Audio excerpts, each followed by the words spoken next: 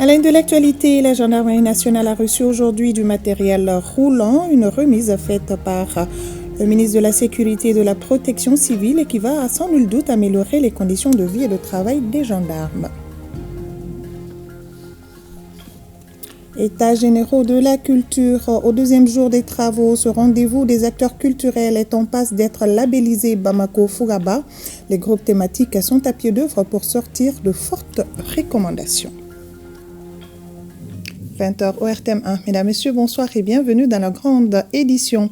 Amélioration des conditions de vie et de travail des gendarmes avec cette remise de moyens roulants, une remise faite par le ministre de la Sécurité et de la Protection civile ce matin à la Gendarmerie nationale. Ces matériels sont composés entre autres de véhicules pick-up, d'ambulances et de motos. Les détails avec Abdul Karim Kaba. 40 véhicules pick-up simple cabine, 5 véhicules pick-up double cabine, 3 ambulances, 2 camions de transport de troupes, 2 grues de 20 tonnes, un fourgon de transport de chiens, un véhicule de la police scientifique et technique, un minibus de transport de personnel, un camion citerne à carburant et 56 motos dont 50 motocross et 6 motos de type Jakarta. Le ministère de la Sécurité et de la Protection civile dote ainsi la Gendarmerie nationale des moyens roulants. Cette remise renforce le soutien et l'engagement des autorités de la transition à faire de notre outil de défense une armée adaptée aux réalités du terrain. Ces engins représentent bien plus que des simples moyens de transport. Ils symbolisent nos engagements renouvelés à répondre efficacement aux défis de la sécurité et de toute autre forme de menace. Ils permettront à nos gendarmes de se déplacer plus rapidement et d'intervenir avec plus d'efficacité, garantissant ainsi la tranquillité d'esprit de nos populations. Ces moyens roulants seront des grands apports dans la mobilité, la rapidité des forces de sécurité. Ils permettent aussi d'améliorer les conditions de vie et de travail des agents. Ces gestes renforcent non seulement nos capacités opérationnelles à assurer la sécurité des populations, mais aussi à mieux répondre à vos attentes, à savoir les exigences d'une société en constante évolution où la mobilité, la rapidité d'intervention et la disponibilité sont des critères essentiels en raison des menaces existantes. Cette dotation de la gendarmerie en moyens roulants est une preuve de la souveraineté nationale en matière de sécurité. Notre nouvelle force de frappe qui nous confère les moyens que nous avons acquis en toute souveraineté nous permet aujourd'hui de protéger nos populations et de défendre le moindre centimètre carré de notre territoire national. Les temps ont changé. Les terroristes et leurs amis et alliés et les autres ennemis de notre grande nation la prendront à leurs dépens. Ils doivent comprendre que la fulgurance de nos attaques et de nos ripostes n'a d'autre égal que notre détermination et notre volonté inébranlable de les éradiquer. Telle est notre volonté. Tel est aussi et surtout notre message au monde. Message martelé encore ces derniers jours par le chef suprême des armées, le général d'armée Assimi Goïta, lorsqu'il recevait en début de semaine les vœux des corps constitués à Koulouba.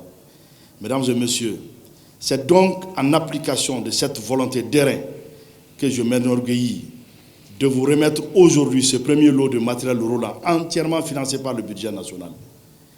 Un deuxième lot sera très prochainement disponible. La remise symbolique des clés et une visite des engins ont meublé cette cérémonie à la caserne chef d'escadron Balakone, un des hauts lieux de formation de la gendarmerie nationale.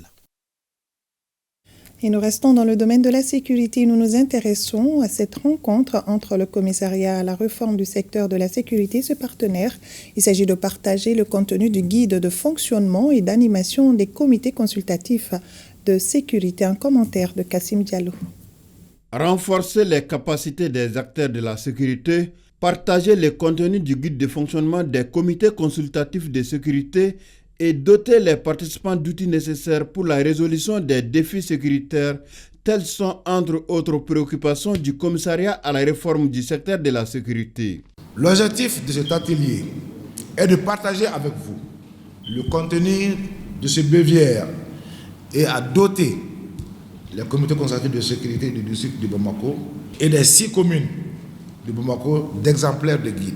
Cet outil doit permettre aux membres de mieux comprendre les missions des comités consultatifs de sécurité, de mieux s'approprier Leur rôle et responsabilité est de maîtriser au mieux les techniques, approches et méthodologies pour une plus grande efficacité dans leur contribution dans la gestion intégrée de la sécurité. L'accompagnement de la mise en œuvre de la stratégie nationale de la RSS et son plan d'action fait partie des actions prioritaires inscrites dans le mandat de Cap Sahel Mali 2023-2025 et nous espérons continuer dans cette dynamique avec le prochain mandat qui commence à partir du mois prochain, c'est-à-dire février 2025 et qui nous portera jusqu'à la fin 2027. À l'issue de cet atelier de partage d'expérience, les participants seront dotés de moyens suffisants pour mieux sécuriser les Maliens. Journée de poisson, cette initiative booste la filière poisson. Pour cette 3e édition, les partenaires ont apporté un appui financier à l'interprofession, 7 milliards de francs CFA. Boubacar Bablin Touré pour plus de précisions. 3e édition des Journées du poisson, grâce à l'engagement de certains partenaires privilégiés aux côtés de l'interprofession filière poisson du Mali. Pour cette 3e édition, un cachet particulier a été donné à l'événement à travers la remise d'un chèque géant de 7 milliards de francs CFA par la Banque mondiale dans le cadre de son projet de restauration des terres dégradées sous l'égide du ministère en charge de l'environnement. Une remise suivie de la signature d'un protocole d'accord entre le projet en question, la Direction nationale de la pêche, l'interprofession et la grande famille des producteurs et commerçants de poissons. Ce financement vise à accompagner l'interprofession filière poisson à travers tout un programme. C'est un projet qui a essentiellement pour objectif de soutenir la restauration des terres dégradées au Mali. Ce projet intervient également en soutien au développement de certaines interprofessions, notamment l'interprofession et pêche. Ce qui est prévu, c'est de soutenir, on va dire, la chaîne de valeur du poisson, allant de la production de poissons à la commercialisation, à la transformation, et en faire un vecteur de développement du pays. L'implication de mon département témoigne de notre volonté à travers le projet de restauration des terres dégradées, financé par la Banque mondiale pour un montant de plus de 90 milliards de francs CFA. À renforcer la résilience économique des acteurs de la filière pêche. Ce projet permet également de renforcer la compétitivité de la filière pêche et de créer une dynamique de croissance durable à travers des alliances productives innovantes. Ce projet d'une durée de 7 ans va insuffler une nouvelle dynamique à ce secteur vital, confronté à un certain nombre de difficultés qui entravent son épanouissement. Face à ces difficultés, des solutions toutes réfléchies par le gouvernement à travers le département en charge de la pêche. Le gouvernement du Mali entend développer une stratégie qui vise notamment la rationalisation des pêches et le développement de la pisciculture sous toutes ses formes. Pisciculture artisanale dans les mares et en étang, rizipisciculture, pisciculture de type intensif et dans les structures hors sol comme les cages flottantes rectangulaires et circulaires de grande capacité.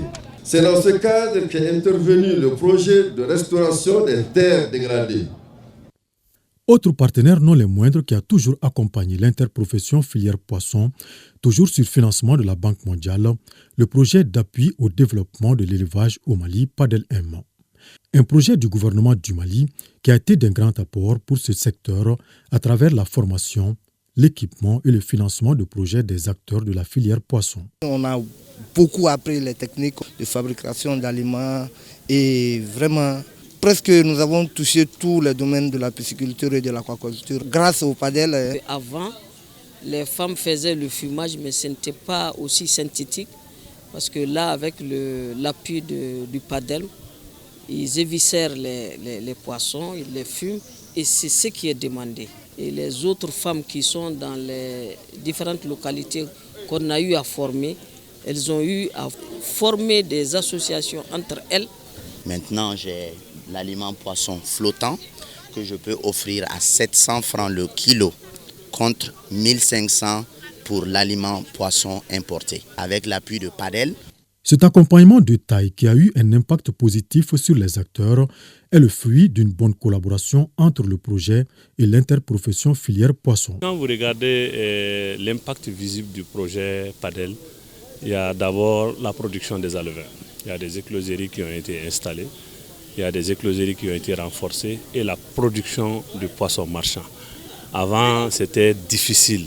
Nous avons installé des producteurs et aujourd'hui qui sont en pleine production de poissons grâce au projet. Dans les pratiques anciennes, il était difficile d'avoir 800 grammes pour le manago, qu'on appelle notamment le clarias. Et avec l'application des techniques et des bonnes pratiques qui ont été fournies par le PADEL, on a des poids de plus de 2 kg. On a vu même au niveau de certains champs écoles, 3 kg de clarias en 6 mois d'élevage. Au niveau de l'alevin, il y a la technique de production d'alevin qu'on avait appris aux producteurs et à l'encadrement. Sinon, pour produire l'alevin, dans le temps, on sacrifiait le mâle. On les a appris la chirurgie du mâle pour produire et sauvegarder, c'est-à-dire et sauver le mâle. C'est un projet qui a été initié par le ministère de l'Élevage et de la Pêche. C'est un financement Banque mondiale, environ 34 milliards de francs CFA. Ces acquis à l'actif de PADEL M, grâce au financement de son partenaire de la Banque mondiale, qui, selon le coordinateur, doivent être consolidés pour le grand bonheur des acteurs du secteur poisson. Et pour service rendu à la nation, 18 cadres et agents ont été décorés par le ministère de la Communication, de l'économie numérique et de la communication. Ils ont eu la distinction de chevalier de l'ordre national du Mali et celle du mérite national avec effigie à paye. Le ministre Alhamdou Ag Ilienne a été élevé au grade de commandeur de l'ordre national. Mamadou Fani. Ils sont 18 cadres et agents du département de la communication et de l'économie numérique à être honorés par la nation pour services rendus. Ces agents se sont fait distinguer par la qualité de leur travail, leur engagement patriotique et surtout leur sens de responsabilité. Des efforts récompensés par des médailles de la nation. Et le ministre de la communication, de l'économie numérique et de la modernisation de l'administration, Alhamdou Ag Ilienne, qui fut le premier à recevoir sa distinction des mains du chancelier de l'Ordre national du Mali, qu'il a élevé au grade de commandeur de l'Ordre national au nom du président de la transition.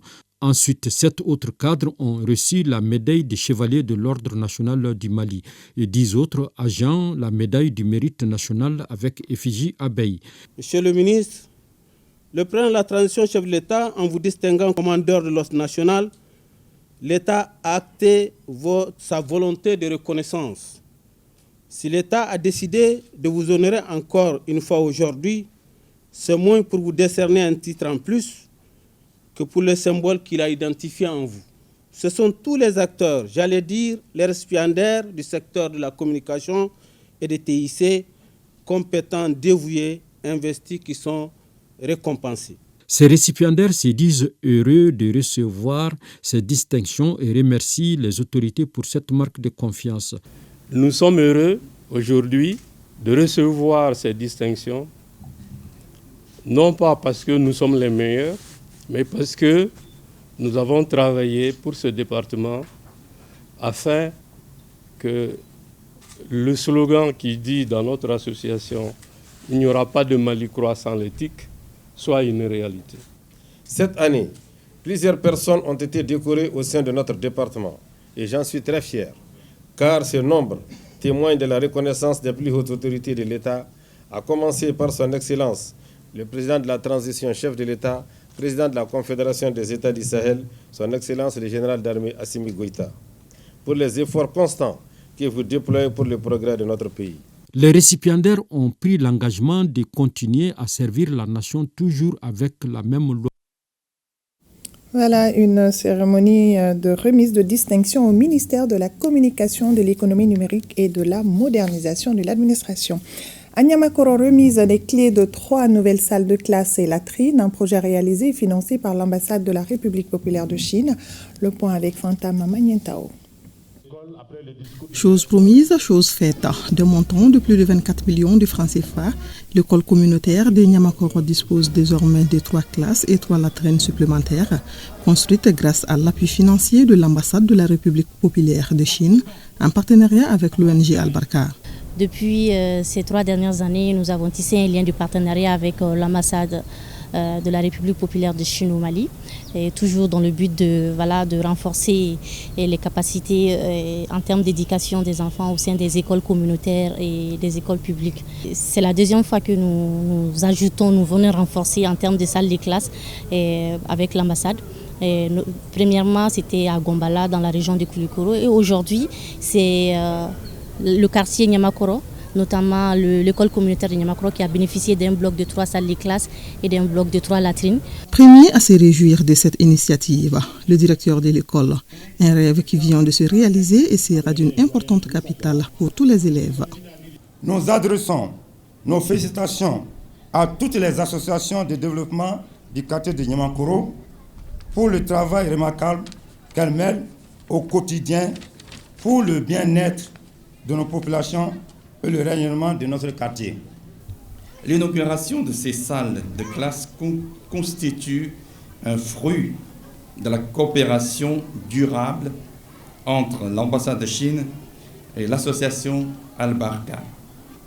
Il s'agit du 2e projet de construction de l'école que l'ambassade de Chine et l'association Al-Barka.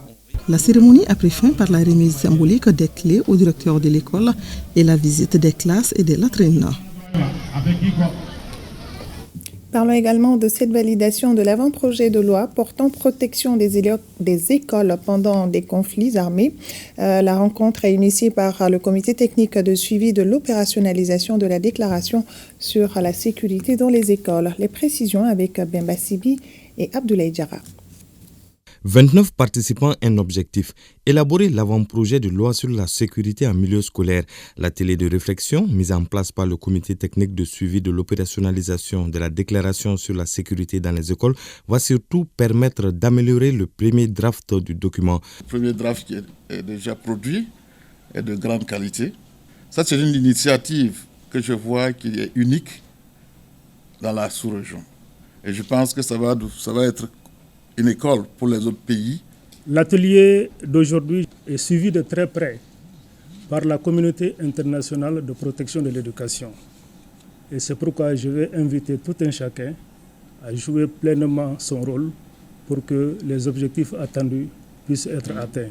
Protéger les emprises de l'école et les lieux d'apprentissage, c'est l'objectif visé à travers l'élaboration de cet avant-projet, surtout que la crise sécuritaire a durement éprouvé le système scolaire. Il s'agit spécifiquement d'examiner minutieusement le fond et la forme du projet de texte, proposer, adopter et intégrer des points d'amélioration, adopter le fond et la forme conformément au format classique du secrétariat général du gouvernement, élaborer l'argumentaire technique devant soutenir l'adoption du projet de loi dans le circuit d'adoption.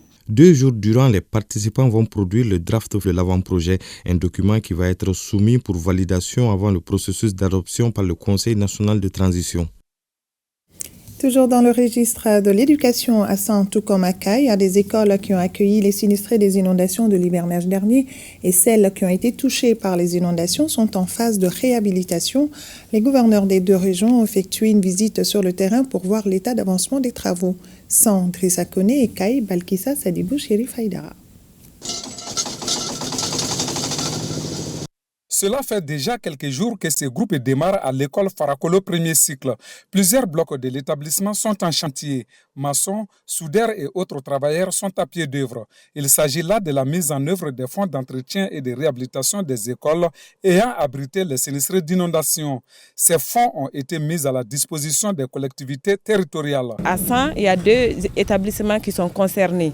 Ici, à l'école de Farakolo et aussi l'école de Médine. Très bientôt, les travaux vont être finalisés. Les travaux concernent la réhabilitation des sols, les plafonds. Ensuite, il y a les pompes à motricité humaine qu'on doit transformer en château d'eau. Et il y a les latrines aussi qu'on doit aussi retoucher. Bon, maintenant, les fenêtres aussi sont en train de mettre des battants qui sont tombés, on est en train de les réhabiliter. Le chef de l'autorité régionale venu constater de visu les travaux s'est dit optimiste. Vous avez visité une salle de classe qui est pratiquement terminée, la direction qui est en état de réparation. Donc, d'une manière générale, les travaux se poursuivent ici normalement et ce n'est pas terminé. Je pense qu'on demande à l'entreprise quand même d'aller un peu plus vite pour que les travaux puissent prendre fin dans un meilleur délai. Et enfin, le gouverneur s'est rendu dans une classe de 9e année où il a appelé les élèves à l'assiduité et au travail. Selon ses mots, le DF commence dès la rentrée des classes. Au total, 29 salles de classe ainsi que des toilettes qui ont été rénovées dans le cadre des travaux de réparation dans des établissements scolaires touchés par les inondations à Kayes. Et c'est la satisfaction qui l'emporte après que le général de brigade Moussa Soumaré ait effectué cette visite en compagnie des autorités scolaires de Kayes. Une trentaine de salles de classe ont pu être remises en état et aussi des toilettes ont été également réparées.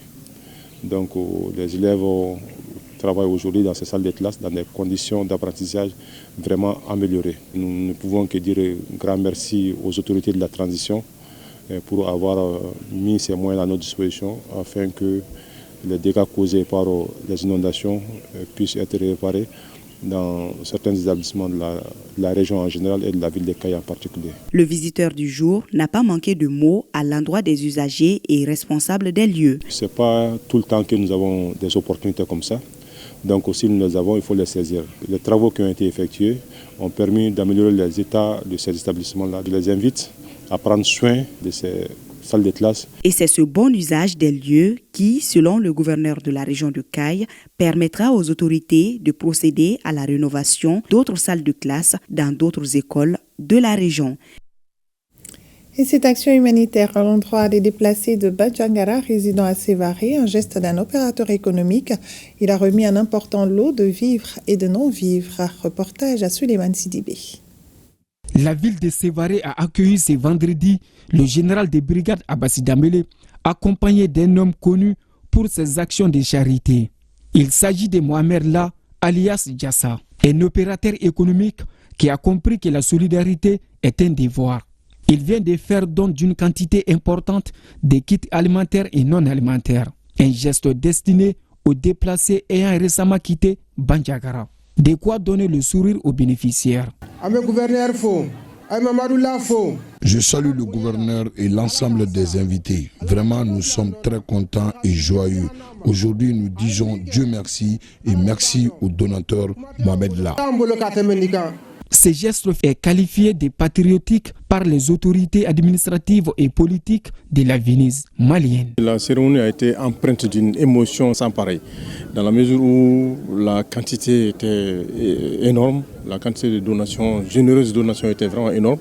Au-delà de la philanthropie de l'acteur, de monsieur là qui a fait cette donation, le geste est un accompagnement conséquent et un appui concret aux actions des autorités de la transition. C'est un message fort et un signal à l'ensemble des Maliens, parce que c'est le sacre de la générosité et de la solidarité malienne.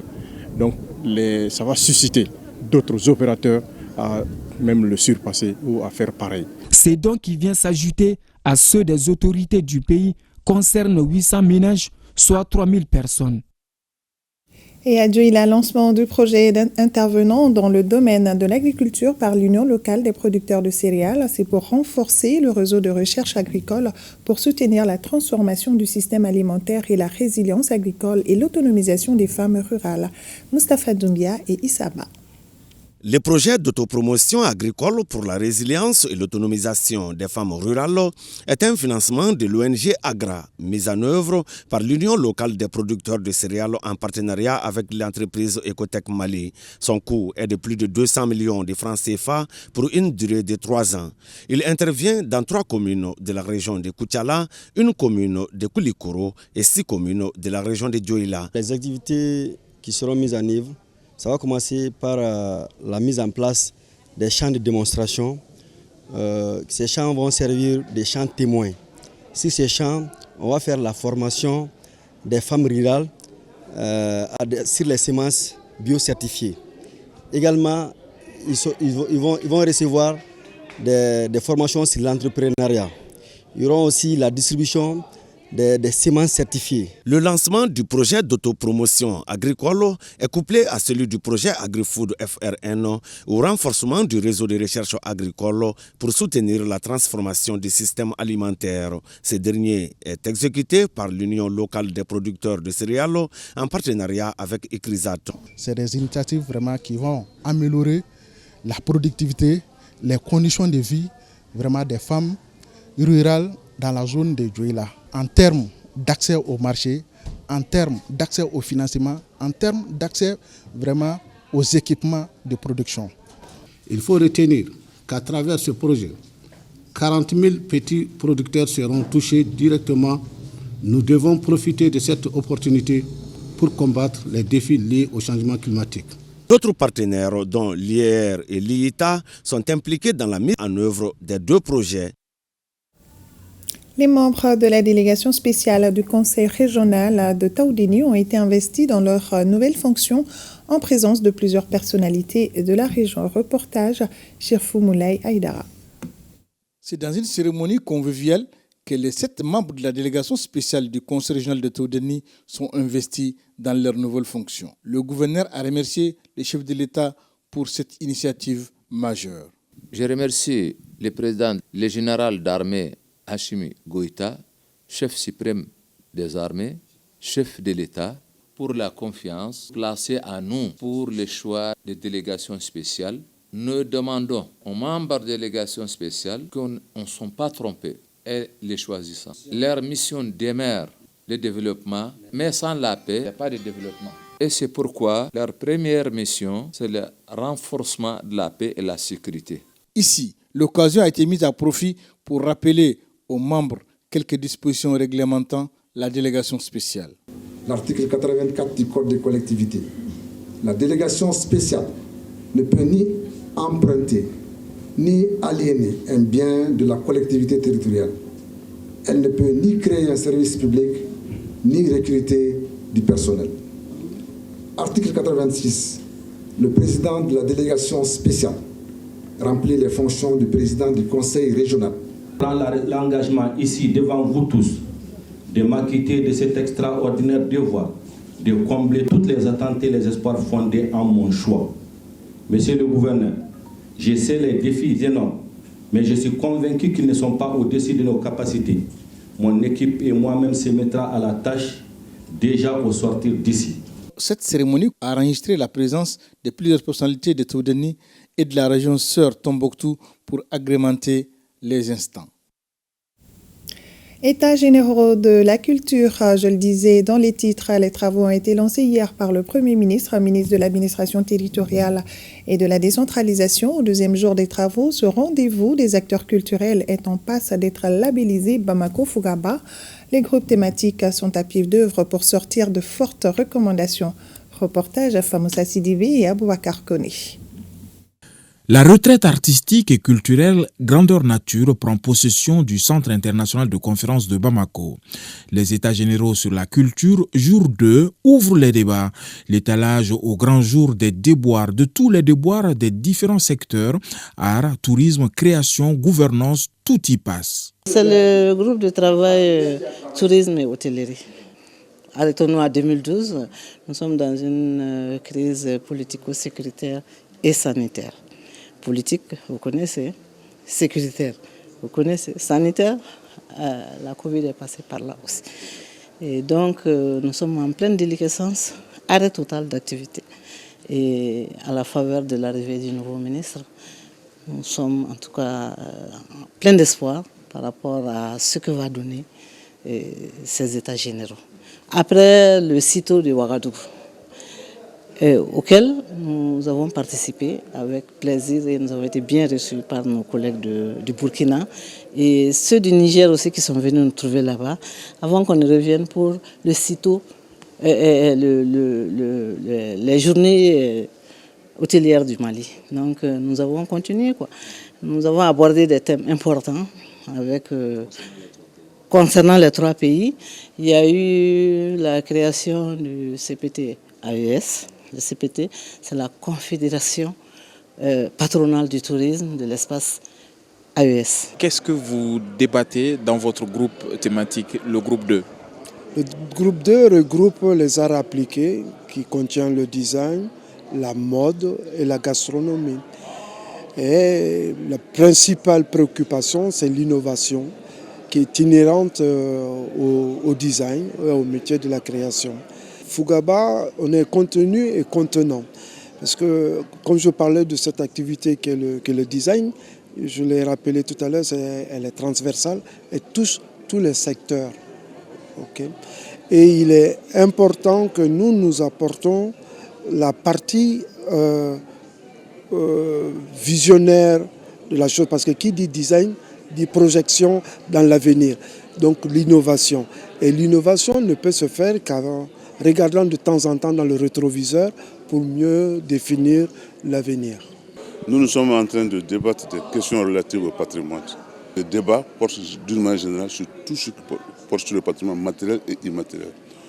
Comment est-ce que faire en sorte pour mettre cela en valeur et surtout pour que cela soit profitable pour le peuple malien. Presque tous les thèmes sont présentés.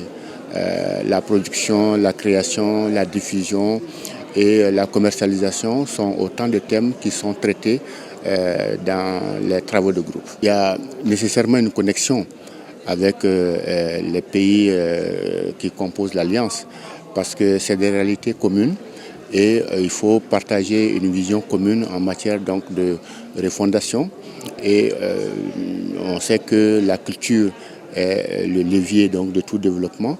Et de ce point de vue, les pays membres de l'Alliance partageant les mêmes réalités et les mêmes défis, il y a beaucoup de choses qui les font se mettre ensemble et qui doivent donc aborder ensemble. De 12 groupes, les ambitions sont revues à la hausse. On a un gros morceau qui concerne les musiques urbaines, le hip-hop, l'islam. On a scindé le groupe de musique andé pour qu'on puisse avoir vraiment un groupe dédié à ce genre de musique. Et aussi le 14e groupe qu'on avait oublié complètement, ça c'est les festivals. Parce que vous savez, au Mali, il y a plus de 300 festivals en fait. Donc comment est-ce que on a invité quelques directeurs de grands festivals pour qu'ils essaient de nous sortir les problématiques des festivals, comment les professionnaliser davantage et comment, parce que les festivals, les directeurs de festivals sont des conservateurs de patrimoine. Et donc, en ce sens, c'est un métier qui doit être valorisé dans son contenu. Et aussi, il y a des contraintes majeures. Donc, ils seront là pour nous faire des propositions. Tout est donc fin prêt pour labelliser ce qui s'annonce désormais comme un rendez-vous avec l'histoire. Bamako Fugaba trône désormais en bonne place dans les esprits. Absolument, absolument, c'est un label parce qu'aujourd'hui, dans l'histoire, on continue à parler des 41 lois ou règles de Kourougan-Fouga. Je pense que les règles qui vont sortir ici, les recommandations fortes, je pense qu'elles vont retenir l'histoire parce que déjà, les premières propositions hier, ça va être tout simplement extraordinaire si on arrive de l'infrastructuration de la culture, de la mise en place des fonds dédiés à la culture, jusqu'à des marchés appropriés, spécifiques de l'art et de la culture. Je crois que ça va révolutionner complètement pendant les 10-20 ans les arts et la culture au Mali. Les bases du renouveau sont donc solidement scellées. La suite appartient donc aux décideurs.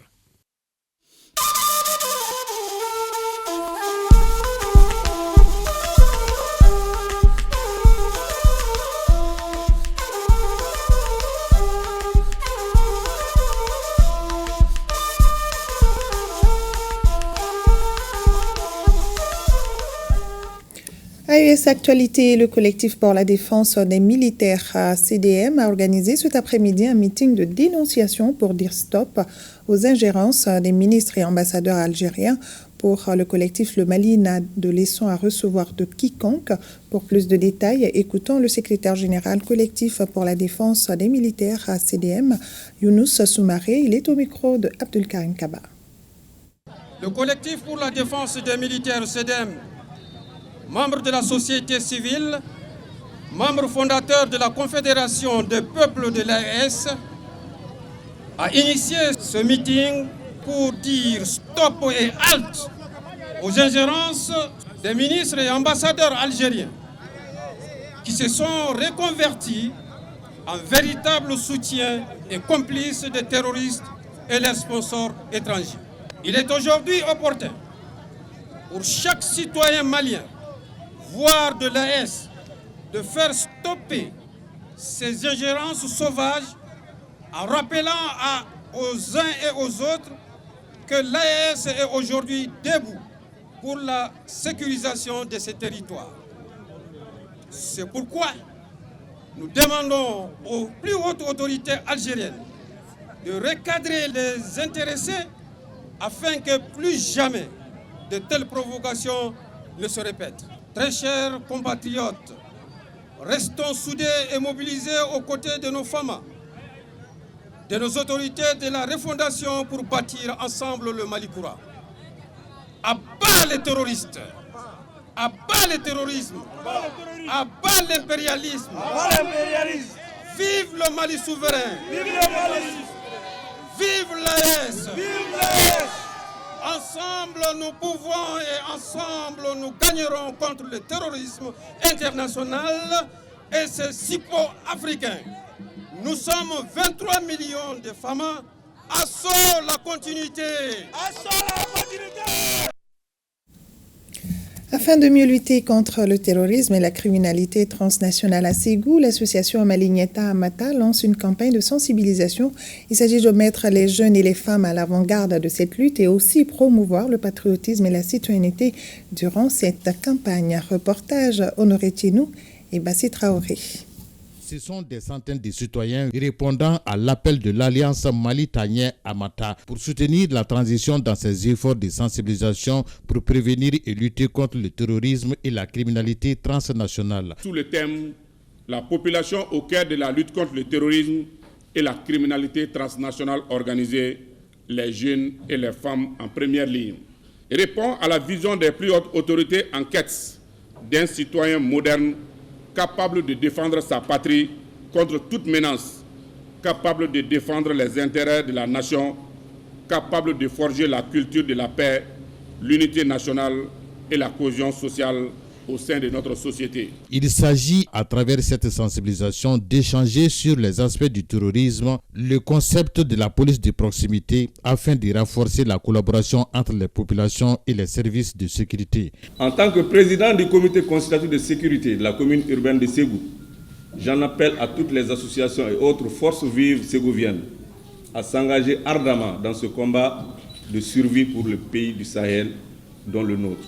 Les jeunes et les femmes de la région de Ségou seront toujours au cœur de cette lutte. Et l'histoire retiendra le courage, la résilience et la bravoure des jeunes et des femmes de la région de Ségou dans la sauvegarde des intérêts de la nation. Cette journée a permis à la population de Ségou de mieux cerner la notion de citoyenneté et l'unité nationale. Le colonel Théophile Niekema, nouveau commandant de la brigade spéciale d'intervention rapide, a effectué sa prise de commandement à Ouagadougou. Le nouveau commandant s'engage à poursuivre avec efficacité l'œuvre de reconquête du territoire national. Bienvenue, Taonsa. Sous le commandement du général de brigade Moussa Diallo depuis sa création le 5 janvier 2024, la brigade spéciale et d'intervention rapide Bessir, force opérationnelle majeure, constituée pour donner un coup d'accélérateur aux opérations de sécurisation et de reconquête du territoire national, a désormais pour chef le colonel Théophile Niekema. La Bessir continuera à se tenir en première ligne pour répondre promptement à toute menace.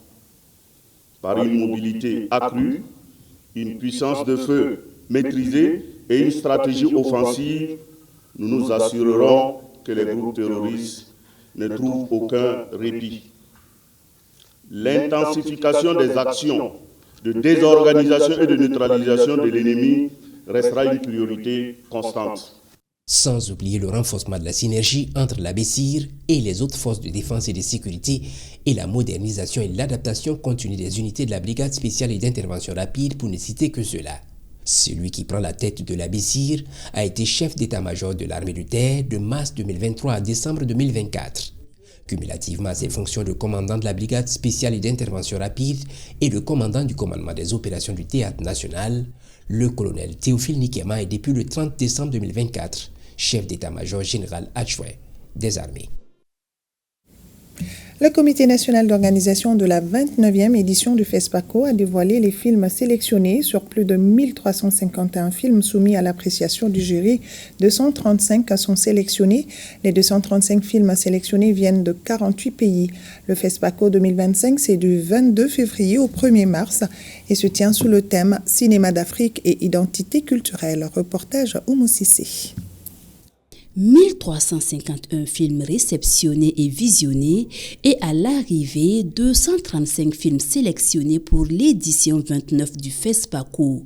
235 films repartis dans les différentes sections de la compétition.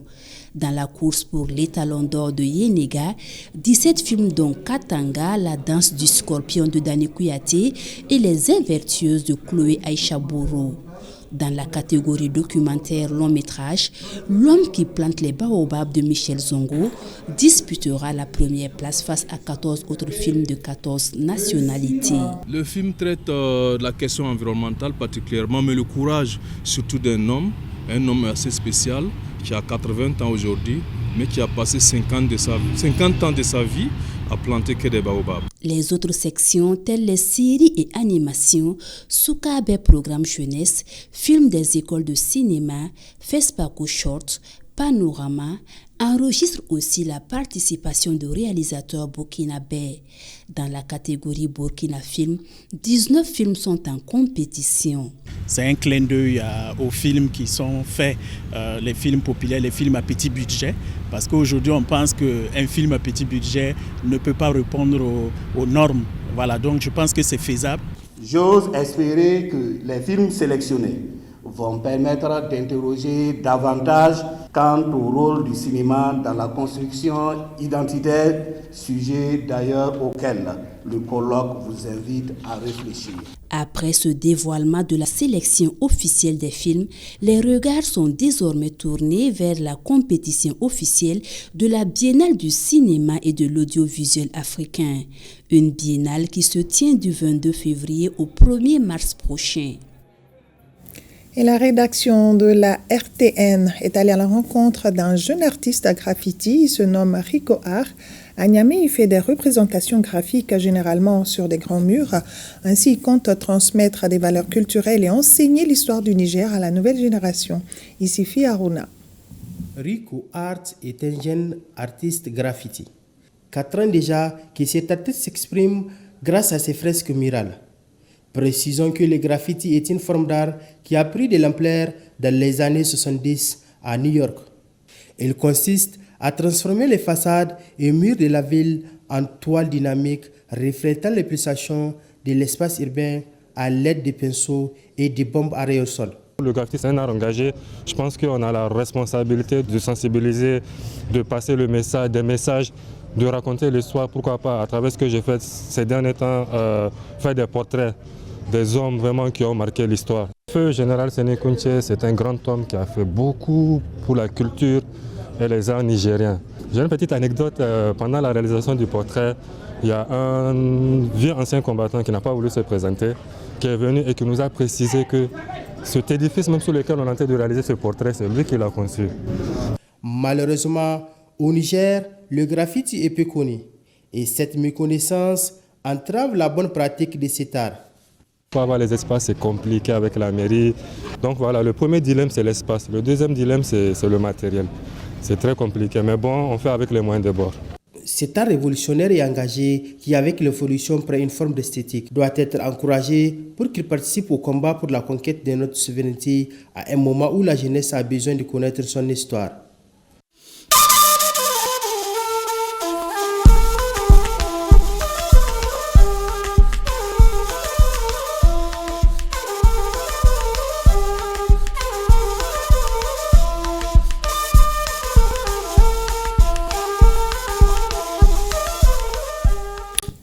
À suivre après ce journal et magazine sur le code minier, le contenu local, atelier à l'adresse des membres du Conseil national de transition, magazine juste après ce journal dans nos programmes. Et c'est la fin de cette édition.